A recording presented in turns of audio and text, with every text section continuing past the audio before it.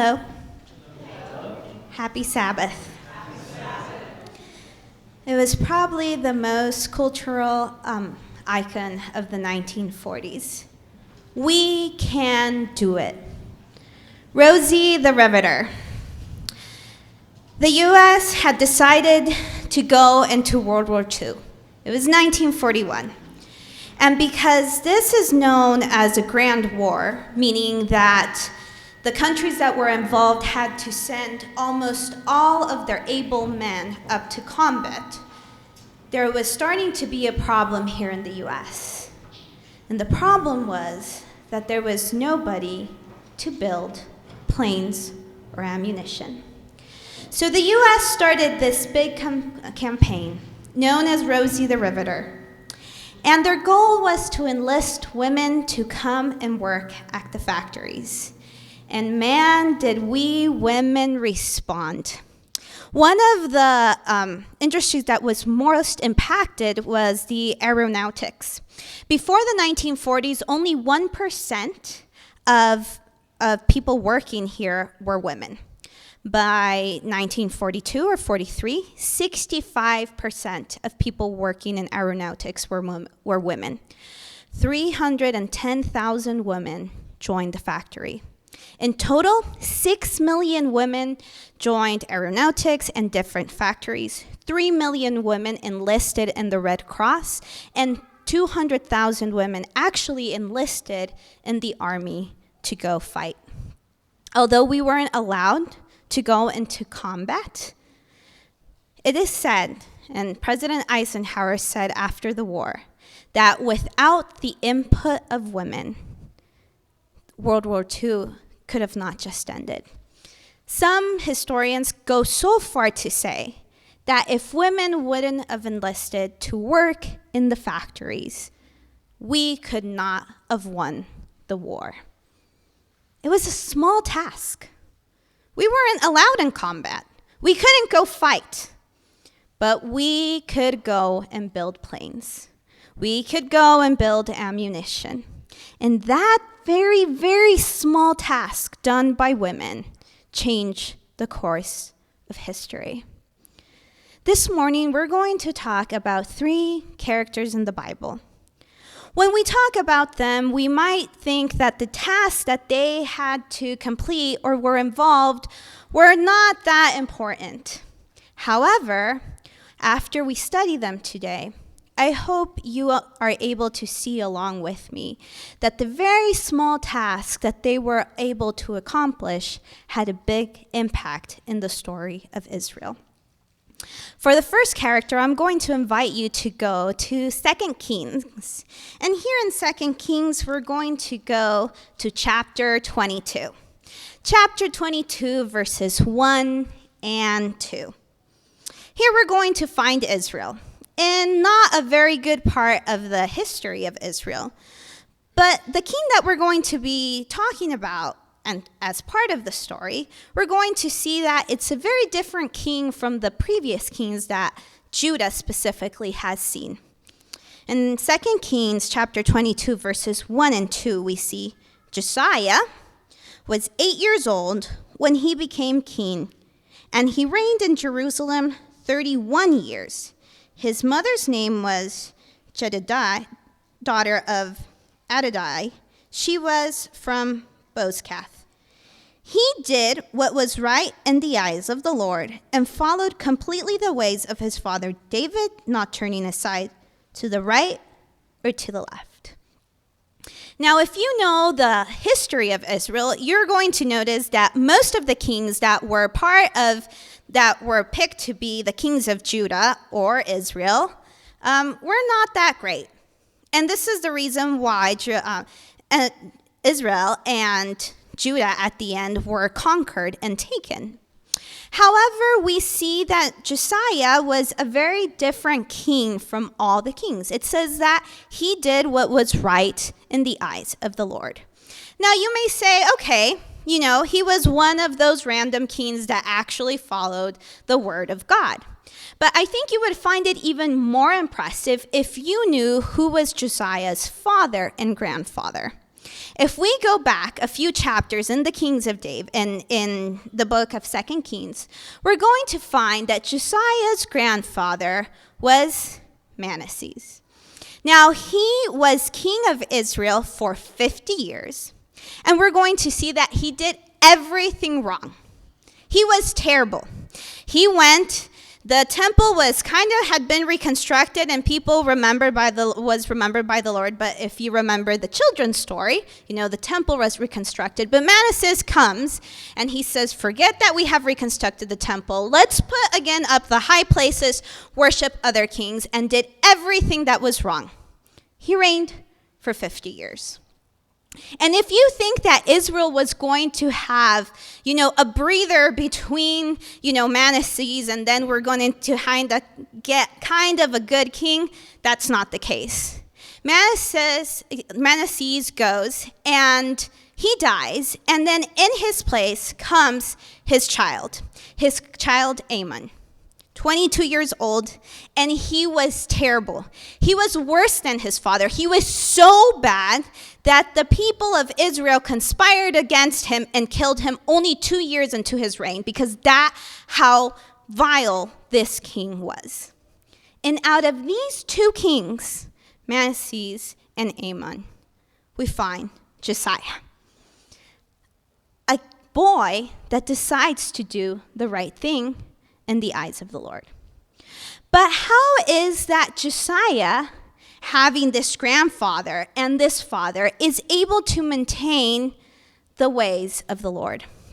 Well, the secret to Josiah, we're going to see that happened in the 8th year of his kingdom. Josiah, in the 8th year, if we read in verses 4, says, go up to Hilkiah, the high priest, and have him get ready the money that has been brought into the temple of the Lord, which is the doors keepers have collected from the people. Have them entrusted to the men appointed to supervise the work of the temple, and have these men pay the workers who repair the temple of the Lord. So he had realized that if he was going to be able to bring all Israel back to the path of the Lord, he was going to have to reconstruct the temple. And that's what he did. He started to reconstruct the temple. And while they were reconstructing the temple, something really interesting happened. Before you start reconstructing, you have to go in, you have to clean up. That's what you have to do. You have to move everything that has been in the temple, probably not being used because the other two kings had not used it. People have forgotten the rituals of the temple. So the people that were reconstructed come in, clean, and they find something. And verses says, Hilkiah the high priest said to Shaphan the secretary, I have found the book of the law in the temple of the Lord. He gave it to Shaphan, who read it. And in verse 10, then Shaphan the secretary informed the king, Hilkiah the priest has given me a book, and Shaphan read to him in the presence of the king. When the king heard the words of the book of the law, he tore his robes. He gave this orders to Hilkiah the priest, Ahikam, son of Shaphan, Akbor, son of Micah, Shaphan the secretary, and Isaiah the king's attendant.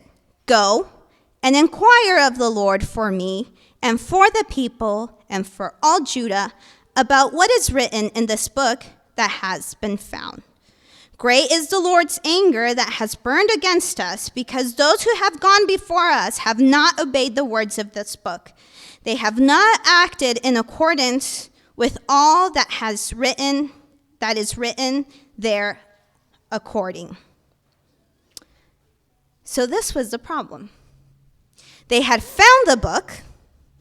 Now, when Hosea heard the words of the book, he was very, very worried. He's like, now I understand what's going to happen to us.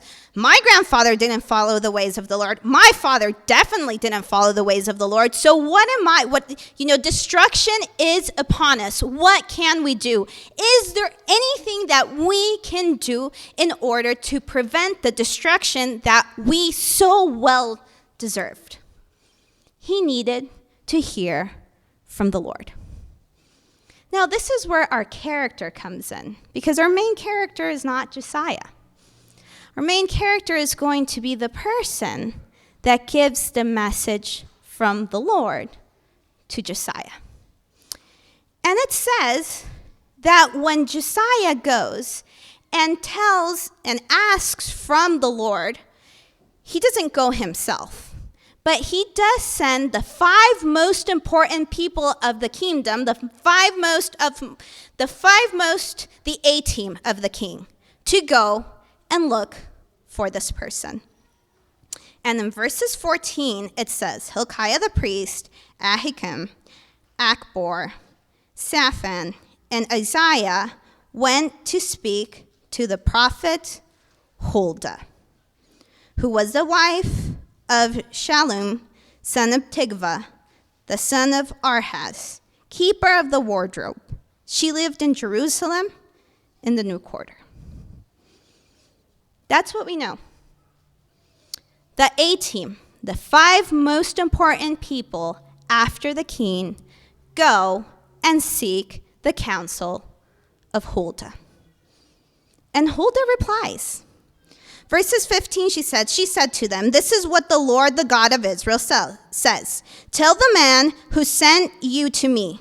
This is what the Lord says. I am going to bring disaster to this place and these people according to everything written in the book the king of Judah has read, because they have forsaken me and burned incense to other gods and aroused my anger by all the idols their hands have made. Verse 19, but because the heart, this is referring to the king, your heart was responsive and you have humbled yourself before the Lord when you heard what I have spoken against this place and its people, that they would become a curse and be laid waste. And because you tore your robes and wept in my presence, I also have heard you, declares the Lord. Therefore, I will gather you to your ancestors, and you will be buried in peace. Your eyes will not see the disaster I'm going to bring to this place. Now, I don't know how many of you know the name of Huldah. I know that when I was in primary or when I was growing up in the church, Huldah was not a name that we usually learned about. It's not common. Maybe you know who Huldah is, but I didn't know who Huldah was. She's not one of the prophets who wrote a book, but she was the prophet that was picked by the king to deliver the message of the Lord back to the king. And you may say, well, that's not unusual. God uses many different people throughout the Bible in order to deliver messages. Perhaps Huldah was the prophet that had been picked by God in that occasion in order to give the message back. Probably she was the only prophet in the land. But was Huldah the only one available to give the message to God in that occasion? The answer is no. She was not the only prophet available. There were 4 other prophets available in that time to deliver the message. Let's start with the list. Habakkuk. Have you heard of Habakkuk? Yeah. Habakkuk wrote a book in the Bible.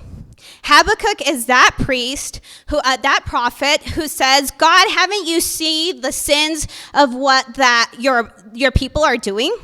You have to do something about it. They're rebelling against you. And God says, I've seen it, Habakkuk. I've seen it. I'm going to send somebody else to conquer them. And Habakkuk is like, how are you going to send somebody else to conquer them? It's like trying to clean with a dirty rag. Habakkuk was the type of prophet that he complained to the Lord, and then he said, God, I'm going to go stand outside of Jerusalem, and then I'm going to wait for your response, and then I am going to respond to whatever you have to say to me. That was Habakkuk. And Habakkuk was available to give a response to the king. The second person that was available, Zephaniah. Zephaniah, have you heard of Zephaniah? I think you have. He also wrote a book. And Zephaniah was the type of prophet that said, the day of the Lord is close and it's big and it's terrible. But as long as you hear the call of God, he will redeem you. Zephaniah was available. You know who else was available? Nahum. Now, Nahum probably wasn't the person that we would have picked because Nahum was mostly interested in about prophecies from other people, from other nations. But I think God could have used him to deliver the message that he delivered through Huldah. Of course, Nahum was available, and I think he was more well known than Huldah was. You know who the fourth prophet that was available? Jeremiah. Jeremiah, the weeping prophet, one of the major prophets in the Bible, was available. And you know that Jeremiah was actually called to service 5 years before Josiah had decided to reconstruct the temple, meaning that Jeremiah was well into his duty as a prophet when King Josiah decides to go an inquiry from the Lord. Jeremiah was available. However, none of these major four and known prophets are the ones that are picked by God to deliver the message. God goes and picks Huldah. And the king goes, and he sends his 5 most trusted advisors to get the message from her. And you might say, it's not a big task. It's not like Huldah was had to prophesize and say, you're going to die, king. She didn't have to say that. She was actually delivering good news to the king. That was her role. It was simple. It was small. But God did not pick the top 4 people that you or me might have picked. He picked Huldah to deliver the message. A small task, but it had a big impact. That's our character number 1. The other 2 characters that we're going to be talking about this morning don't have, actually, they didn't say anything that was registered in the Bible. But I think that their small tasks that they completed also had a big impact in the story of Israel. For this, we're going to have to move back to Exodus. Back to Exodus, where the people of Israel were barely being established as a sovereign nation. It had not been that long that they had left Egypt. Most of them still remembered what it meant to be a slave. And now Israel was nearing Mount Sinai, and God was ready to establish a temple for them here. And what we're going to see, and just for the backup of the story, we're going to go to Exodus 35. And while the people of Israel were traveling through the desert, when they finally reached Mount Sinai, God asked Moses, Aaron, and 70 men from all of the people of Israel to please come up to the mountain. But after they had come up to the mountain, God had asked that only Moses was going to climb Mount Sinai to to talk to God. So Moses goes, and he leaves along with Joshua. Now, what we think about talking in the presence of God is, we imagine sometimes a cloud. But the Bible says that though we imagine a cloud, it's really for the people of Israel. They thought that when the presence of God had descended over the Mount Sinai, it was like consuming fire. So when they go and see Moses leave up into the mountain of Sinai, and they see that he doesn't come back 1 day or 2 days, the people of Israel think that Moses has died. And I don't blame them. Sure, one day is fine. A week is fine. But Moses was up in the mountain for 40 days. And after a while, the people of Israel decided, you know what? Moses is dead. Joshua's probably dead too. He's not coming back. We don't know what's up Mount Sinai, and maybe he saw the face of God, and he was not pure enough. I don't think that he was. So I'm pretty sure when he went and saw the presence of God, he dropped dead. And now we are stuck here in the middle of the desert, and there is nobody to guide us because Moses went, he rallied us up, he convinced us that we could leave Egypt, but now we're just wandering in the desert, having nowhere to go. So they went and they started to complain to Aaron. And he said, Aaron, Moses is dead. What are we going to do? We need a God. Who is going to lead us? So Aaron gave in to the complaints of the people, and what did he say? Okay, bring everything you got. Bring your earrings, anything that is made of gold, and I am going to try ahead and make an idol for you.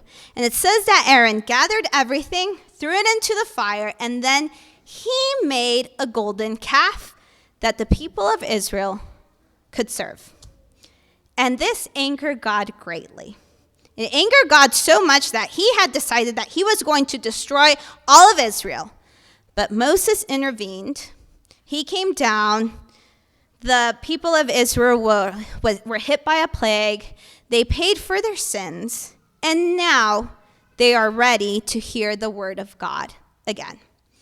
So Moses has to write the 10 Commandments again because he had destroyed the 10 Commandments that God had written for the people of Israel. But after he had given them the law, the other big task that the people of Israel had to complete was making a temple. And boy, did the people of Israel need to have a temple. Because the people of Israel needed to have something that was physical form to be able to follow.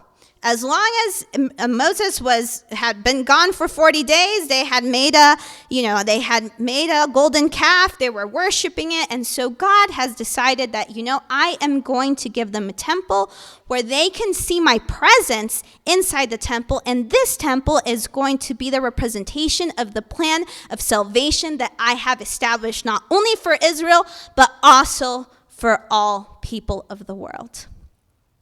And so Moses asks the people, in order for us to be able to build this temple, I am going to need you to bring everything you have in order to build a temple. Silver, gold, all that you have, you're going to have to bring it. It's going to be an offering. It's from out of your heart, you should bring it. But there was one small task that people really didn't know what was going to happen. And that small task was, who was going to build the temple? Okay, I can come and bring you all my offerings. I can come and bring you my earrings. I can and bring you my silver. But who is going to make it into the utensils of the temple that we need? And if you guys have to remember, we have a lot of people, that is true, but the people of Israel were slaves. They know how to build bricks. That was their task. But they had never worked with gold, and they had never worked with silver. Who was going to take the responsibility? Who was going to have the small task of building the temple? And that might be a small task for us, but God responded. And he had picked 2 people for this very small but important task.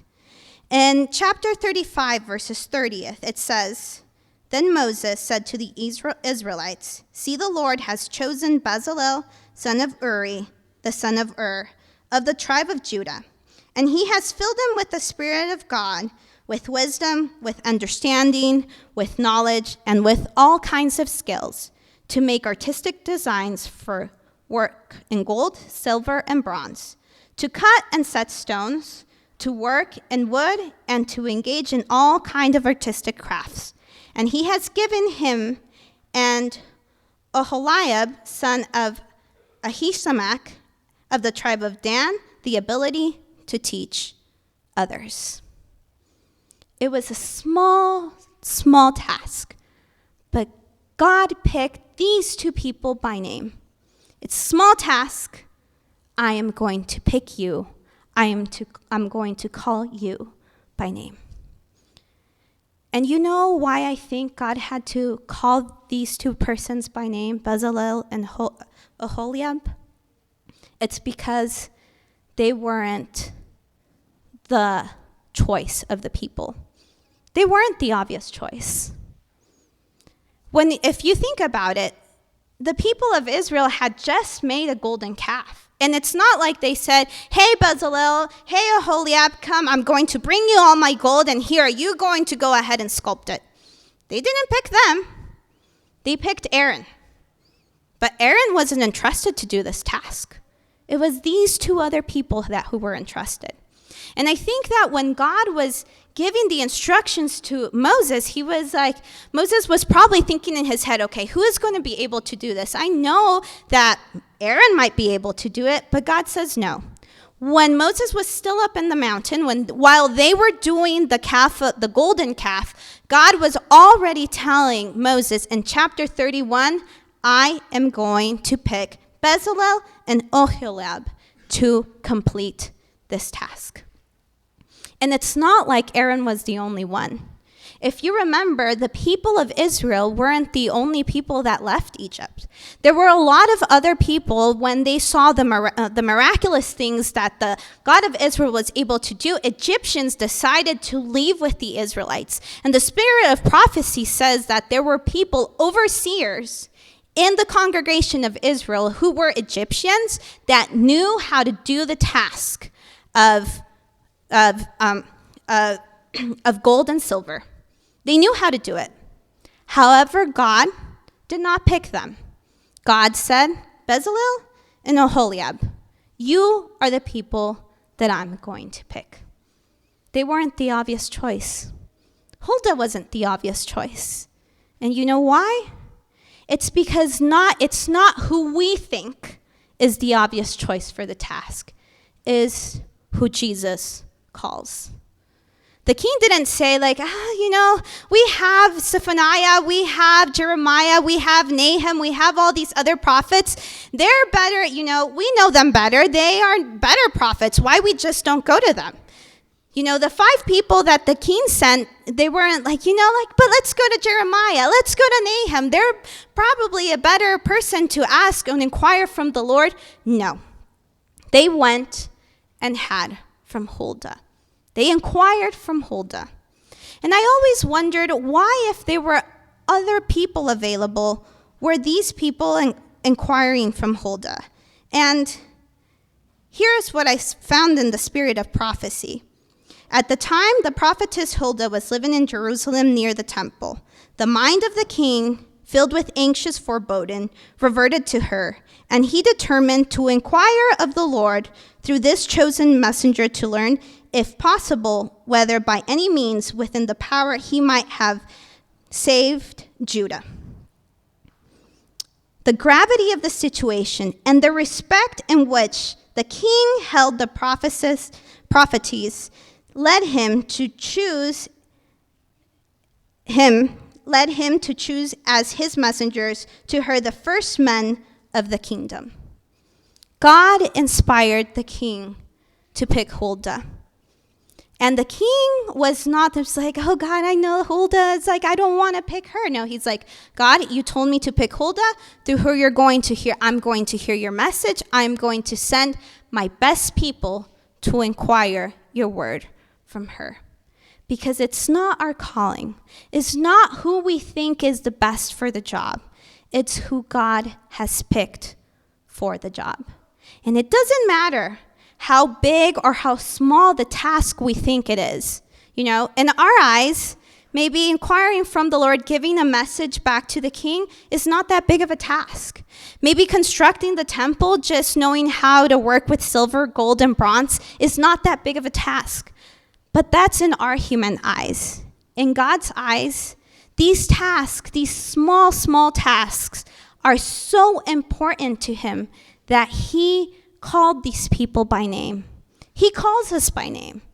And we have a lot of tasks in the church, and not only in the church, outside, we might be trying to find a new job. We might be, being called to a place of responsibility, and you say, God, this task is maybe not that important. I feel that you're calling me. It's such a small task. But if God has called you by name, even if you think that task is not that important, God has picked you. It's so important to God that he has called you by name. And the only thing that God is asking you after he has called you for the task is in verses 36 and 2, it says, Then Moses summoned Bezalel and Oholiab, and every skilled person to whom the Lord had given ability and who was willing to come and to do the work.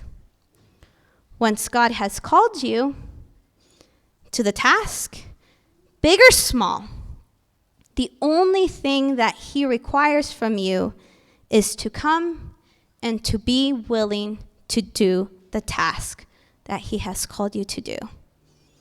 He is going to give you the wisdom. He is going to give you the knowledge. He is going to give you the power. It's his calling. It's not ours. Just listen and be willing to complete the task the Lord has assigned for you. God bless.